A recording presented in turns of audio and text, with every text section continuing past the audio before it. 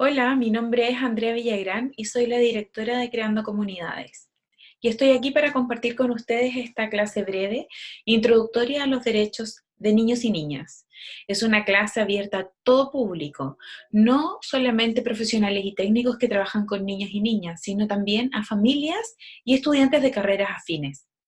Dicho esto, les quiero compartir que hoy revisaremos algunos aspectos y definiciones sobre infancias, una breve cronología sobre algunos tratados internacionales que se refieren a los derechos de niños y niñas, y finalmente vamos a llegar a hablar de la Convención Internacional de los Derechos del Niño y de los derechos del niño como tal. Para empezar, quiero hacerles una pregunta para que reflexionen. ¿Quiénes son los niños y niñas hoy día? ¿Qué creencias, qué comprensiones tenemos de ellos? ¿Son propiedad de los padres? ¿Están valorados por la potencia o el futuro? Es decir, yo valoro al niño y a la niña porque van a llegar a ser un adulto, o lo valoro porque hoy es niño y niña.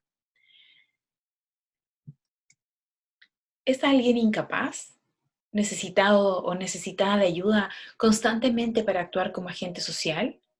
¿Es manipulable, influenciable, débil psicológicamente? ¿Es un ser inacabado e incompleto? Todas estas acepciones y todas estas creencias son aquellas compartidas de manera cotidiana y ordinaria por el conjunto de personas que habitan un lugar. En este sentido, las infancias pueden entenderse como esa imagen colectivamente compartida que se tiene de ella. En este sentido, lo que crea un conjunto de personas que son niños y niñas es lo que realmente o lo que el imaginario social cree que lo son. ¿Cuál es la importancia y el determinismo de esto? Los niños y niñas viven sus vidas a través de las infancias construidas para ellos, por las interpretaciones que personas adultas tenemos de la infancia, de lo que son y deberían ser los niños. Es por eso la importancia y reflexionar sobre el tipo de creencia que tenemos asociada a lo que es un niño, es una niña y es un adolescente. Estas creencias han variado a lo largo de la historia y hoy tenemos otras creencias, otros conceptos de lo que son niños y niñas. En este sentido, hay una visión posmoderna de las infancias. Por ejemplo, la que plantea Malaguzzi. La imagen que tenemos ahora del niño es la de alguien que es rico en potencial, que es fuerte, poderoso, competente y sobre todo que está relacionado con personas adultas y con algunos pares, ¿verdad? Otras personas de su edad. Para Dalbert Pensimos, por ejemplo, ellos plantean que los niños y las niñas son actores sociales, que participan en la construcción y en la determinación de sus propias vidas, pero también en la vida de quienes les rodean y en las sociedades en las que viven. Es decir, no solo viven, no solo cohabitan, sino también impactan con su existencia. Y para la Convención Internacional de los Derechos del Niño, los niños y niñas hoy son validados como sujetos de derecho y ciudadanos en desarrollo. Dicho esto, es importante preguntarse, ¿siempre todos los niños y niñas han tenido los mismos derechos? La verdad es que no. Y para eso es importante mencionar una breve cronología de los tratados internacionales de las infancias, iniciando por que en 1924 la Liga de las Naciones aprueba la Declaración de Ginebra sobre los Derechos del Niño.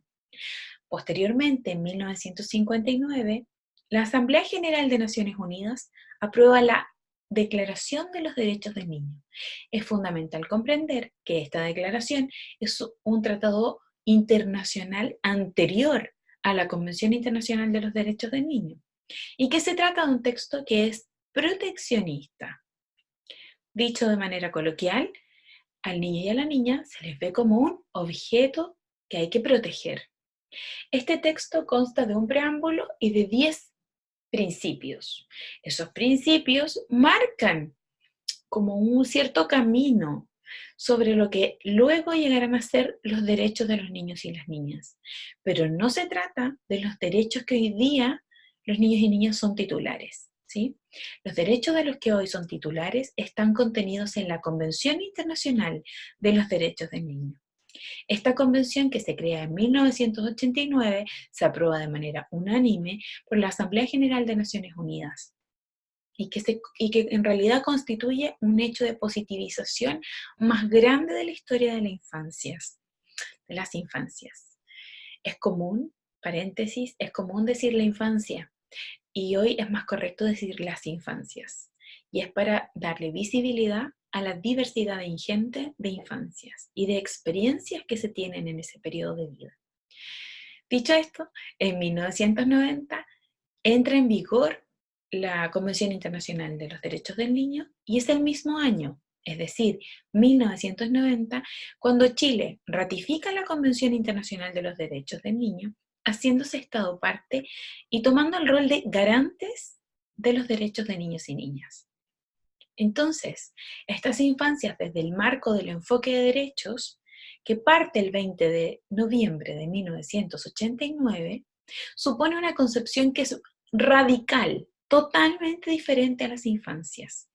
Les ve, les valora y les consigna como ciudadanos en desarrollo y sujetos de derecho.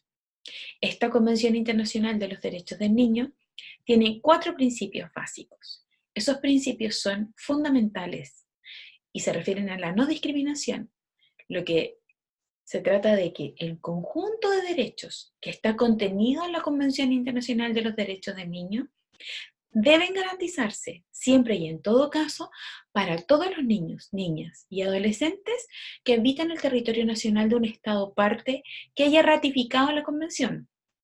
Por ejemplo, todos los derechos deben garantizarse para todos los niños, niñas y adolescentes que habitan en Chile, no necesariamente chilenos, ¿sí? Y esto debe garantizarse sin discriminación, ni de sexo, ni de origen, ni de pensamiento político, ni religioso, por ejemplo. Otro de los principios es el interés superior del niño. Ante cualquier decisión, es el interés superior del niño el que debe primar, el derecho a la vida y la supervivencia. Y finalmente, el principio de la participación infantil. Los niños y las niñas son sujetos de derecho. Se reconoce que son protagonistas de su propio desarrollo y se les reconoce como titulares de derecho en un conjunto de instrumentos internacionales como son los tratados, por ejemplo, la Convención Internacional de los Derechos del Niño. También, en teoría, deberían estar contenidos, ¿cierto?, y reconocidos en las constituciones políticas de cada país. Dicho esto, es importante mencionar que en Chile nuestra constitución no considera a los niños, niñas y adolescentes. Esto es una tarea pendiente para Chile. Y finalmente, este conjunto de derechos que debemos garantizar siempre para todos los niños, niñas y adolescentes se encuentran vigentes en las leyes o en el cuerpo legislativo de cada país. Pero, ¿qué son o cuáles son los derechos de los niños y las niñas? Les invito en general a buscar este documento. Se trata de la Convención Internacional de los Derechos del Niño. Si lo googlean y ponen este concepto, Convención Internacional de los Derechos del Niño, van a aparecer varios documentos. El de más fácil comprensión es este que tengo yo, que es un trabajo que hizo UNICEF. ¿Por qué? Se los recomiendo. Porque además de tener los 54 artículos que componen la convención, tiene a cada lado de cada artículo, tiene un breve resumen muy conciso y claro de lo que significa y de los elementos esenciales de ese derecho, ¿sí? Es de muy fácil comprensión. Entonces, dicho esto, algunos de los derechos, no están aquí los 54 artículos, ¿verdad? El derecho a la familia, el derecho a tener una opinión y a la libertad de la expresión de esa opinión, a un nivel de vida adecuado para el desarrollo integral de cada persona, de cada individuo, de cada niño, niña y adolescente, el derecho al descanso, esparcimiento, juego y a la participación de la actividad o de la vida cultural de las comunidades. El derecho al acceso, ¿cierto?, de una información adecuada, el derecho a un nombre y una nacionalidad, el derecho a la educación, y no cualquier educación, una educación que propende el desarrollo integral de las personas, el derecho a la protección contra malos tratos, tanto físicos como psicológicos, el derecho a la salud, el derecho a la preservación de la identidad, por ejemplo. ¿Cuáles son los desafíos que yo observo y que observamos en Creando Comunidad respecto de la Convención Internacional de los Derechos del Niño? Nos preocupa particularmente la recuperación del espacio público para niños, niñas y adolescentes. Es necesario, para el ejercicio de los derechos y para el ejercicio de la ciudadanía, contar o ser reconocidos en el espacio público. Y para esto es fundamental empoderar a los niños, niñas y adolescentes, y también a sus familias, para que cobren conciencia de que el espacio público de las ciudades, de los pueblos, de los villorrios, es fundamental que en este espacio también se considere al niño, niña y adolescente, y no solo al parque automotriz, y no solo, por ejemplo, a los adultos. Cuando caminamos por una ciudad, y yo estoy pensando, por ejemplo, en Concepción, que es de donde estoy haciendo este video, podemos encontrarnos con veredas en muy mal estado, ¿sí? Con calles muy anchas, que el espacio público ahí está pensado para el auto, ¿verdad? Es importante repensar esto. ¿Por qué se los digo? Porque el niño y la niña también son parte de la ciudad. Y hoy las ciudades están diseñadas para un adulto, que es un adulto joven y sano, vigoroso. Porque no es fácil caminar por lugares como las veredas de Concepción. No es fácil caminar por lugares donde ni siquiera hay una vereda marcada. Estoy diciendo que la ciudad hoy en día está pensada para un adulto sano y joven. No está pensada, por ejemplo, para un adulto en situación de discapacidad, mucho menos para la tercera edad y mucho, mucho menos para niños, niñas y adolescentes.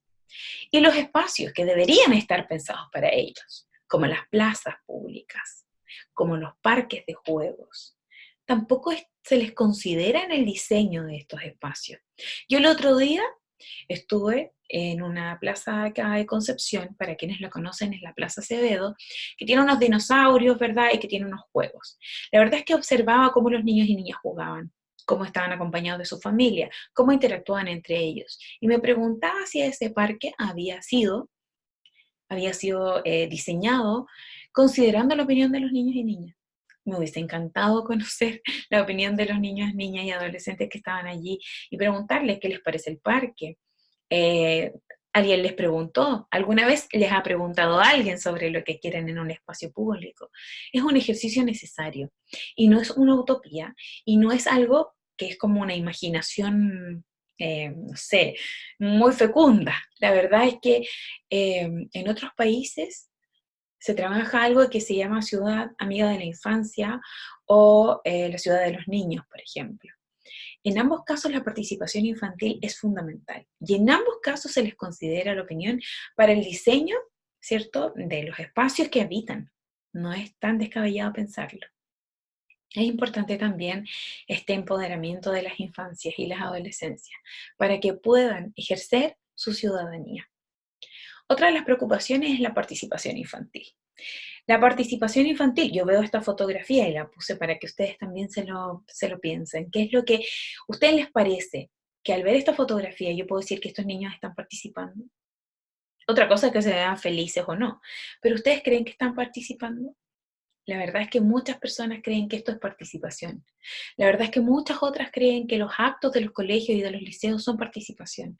Y eso no es participación, es la utilización de un niño de manera decorativa, para satisfacer además una necesidad que no es del niño o la niña, sino del adulto. Entonces, esto no es participación. Y para quienes tengan dudas de que un niño, niña o adolescente pueda participar, pueda tener una opinión clara respecto de un tema, fundada además, les dejo esta fotografía. ¿Quién no conoce hoy en día a esta niña, a esta joven, mujer, a Greta? ¿Mm? Ella nos demuestra, ella y muchos otros niños y muchas otras niñas y muchos adolescentes, que la participación es posible. Y bueno, otro de los desafíos que nosotros consideramos es el contacto con la naturaleza. Hoy las ciudades están todas llenas de cemento, incluso las plazas tienen una cantidad increíble de cemento. Cada vez es más difícil poder acceder a un trocito de tierra, a un arenero, a un bosque, a un parque verde. Y es fundamental, sobre todo pensando en nuestra crisis climática. Se dice que no somos capaces de cuidar a algo que no conocemos. No vamos a poder cuidar de nuestro medio ambiente si no le conocemos, si no tomamos contacto con ello de manera temprana. Porque aquello que conocemos, exploramos y hacemos nuestro, es aquello que cuidamos. En este sentido es fundamental acercar a los niños y las niñas a áreas verdes, a la naturaleza misma. Utilicemos para ello lo que tenemos. Si no tenemos un gran parque verde, tendremos algo de tierra, tendremos un jardincito donde podamos poner allí una planta y cuidar de ella. Y bueno, otros elementos esenciales que nosotros observamos como desafíos es el tema de la inclusión del género y la migración. Estos son grandes bloques de tema que nos daría para hacer capacitaciones y capacitaciones sobre ello.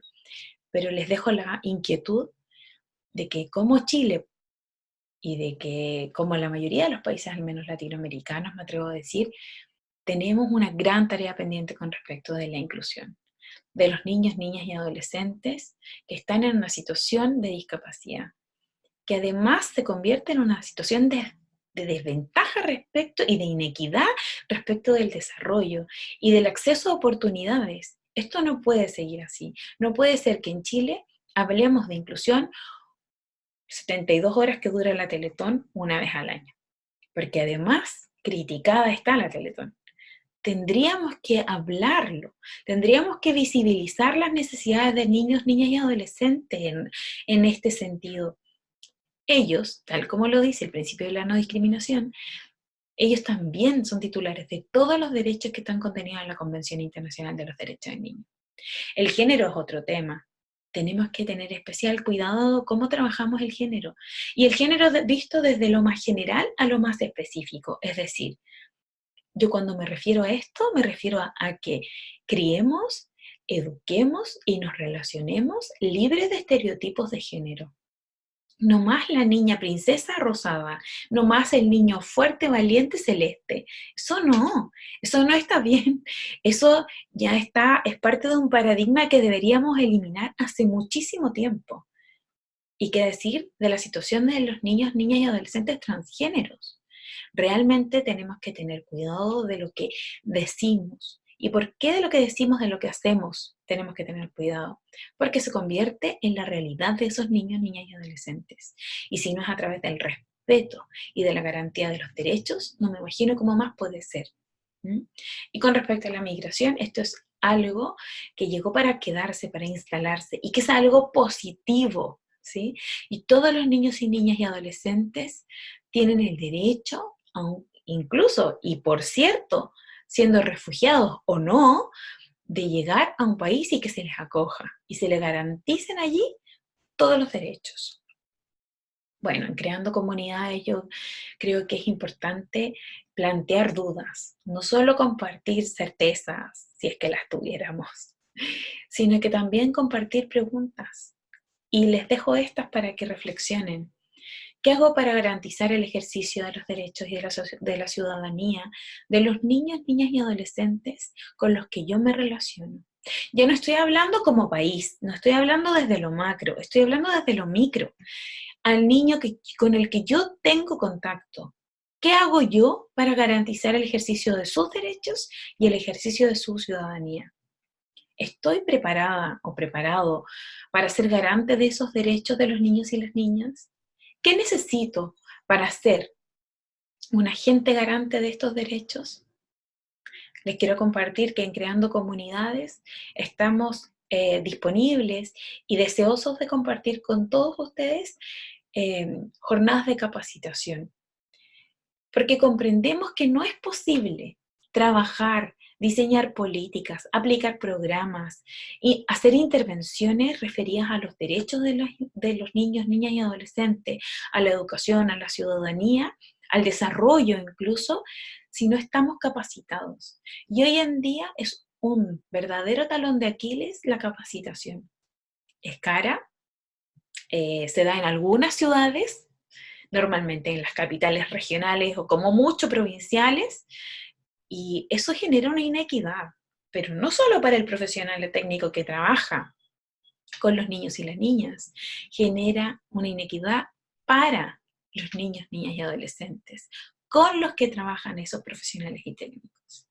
Así es que nosotros estamos con toda la disposición de llegar a los rincones y de utilizar incluso las redes sociales y el Internet para poder llegar con, como democratizar, mejor dicho, el conocimiento acerca de las infancias, las adolescencias, los derechos, la educación, etcétera. Y por supuesto, también desarrollamos asesorías. Y yo personalmente llevo 1 año y medio desarrollando asesorías a 4 jardines infantiles que nos hemos dado la tarea de poder hacer frente de manera profesional a cómo aplicar el enfoque de derechos y la ciudadanía y además la inclusión en las prácticas cotidianas y pedagógicas. Así es que les dejo también la invitación. Bueno, y dicho esto, les quiero agradecer su tiempo, les quiero felicitar por estar interesados en conocer acerca de los derechos de los niños y las niñas, y les quiero también invitar a que sigan, a que lean, a que sean parte de nuestra comunidad en las redes sociales. Búsquenos en Facebook y en Instagram como Creando Comunidades, porque allí vamos a ir compartiendo contenido y esta es una de las primeras clases gratuitas, pero vamos a seguir compartiendo más porque yo por lo menos estoy profundamente comprometida con la democratización, la sensibilización y la educación sobre los derechos de los niños y las niñas. Un saludo y espero que estén muy bien y que tengan un excelente día.